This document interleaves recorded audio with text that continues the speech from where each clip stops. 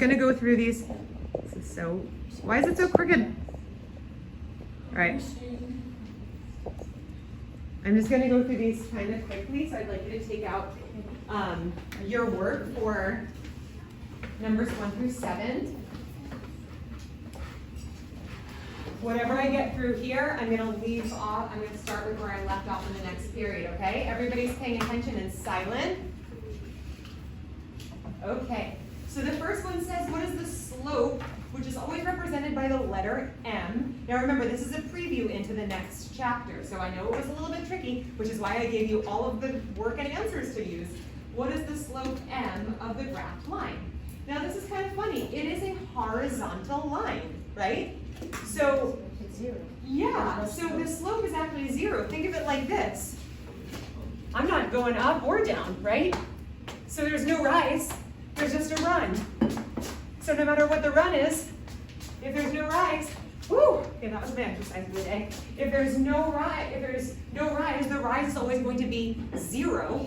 And no matter what the run is, whether the run is 1 or 2 or however far the run moves, the rise is still going to be 0. 0 divided by those numbers is always going to be 0. So the slope of a horizontal line is 0.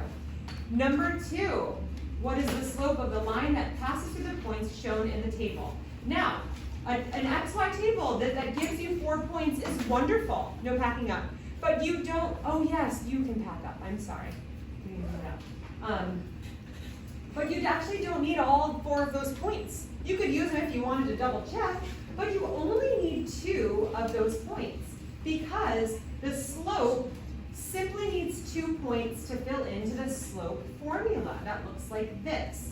Slope, or M, equals the second point y value minus the first point's y value over the second point's x value minus the first point's x value. It's also known as the change in y, the difference in y, over the difference in x. I know I'm going fast, I just want to get this all out. You can pause and rewind on YouTube, okay? Take 2 of the points. Look, I just labeled points 1 and 2 here. These are the points that I decided to use. You can use these and fill them in to your formula from your x and y table. And look what I did over here. Also, all of my notes have been emailed to you, and they're very, very descriptive. So I took my point 1 and my point 2. I identified each value. My second y value is -3. My first y value is -5. Those are going to get subtracted. My second x value is 0. My first x value is -1. All of these are going to go into my slope formula. So I use parentheses to protect because I don't want to confuse my positives and negatives. So when I plug in my y2 minus my y1, which is -3 minus a -5, that's the same thing as -3 plus 5, which is 2. I plug in my x2 minus x1, and I get 0 minus -1, which is 0 plus 1, which is 1. A slope that is 2 over 1 can be simplified to what? 2. 2, so the slope is 2. Number 3, Aubrey, if you want to go, you can. I'm just going to do number 3 real quick, and then I'll do the rest with the next class. Number 3, it says, what is the slope of the line that passes through these 2 points?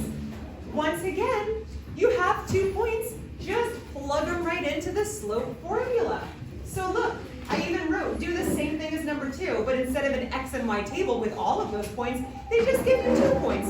Call the first point, point 1, call the second point, point 2, okay?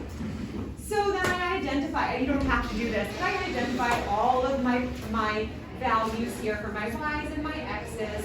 I plugged them in, subtracted my values, which means I add the opposite, and I get 10, go for it, girl, you got it. 10 divided by 10 over -4. Keep in mind that anytime the numerator or the denominator, why are you packing up? It's very rude. 10 over -4, remember I wrote this in my notes. If either the numerator or the denominator is negative, that means the fraction is negative. It's kind of like dividing a positive and a negative. It's going to be negative, right? So instead of writing it with just the numerator having the negative. I write my whole fraction as having the negative, and I just reduce my 10 over 4 to 5 over 2. Am I going too fast? Yes. This is why it's going to be on YouTube tonight. You can pause, rewind as many times as you want to hear my lovely voice. You guys can go. Be on the lookout for the 2 YouTube videos that Did we give you our work for the test?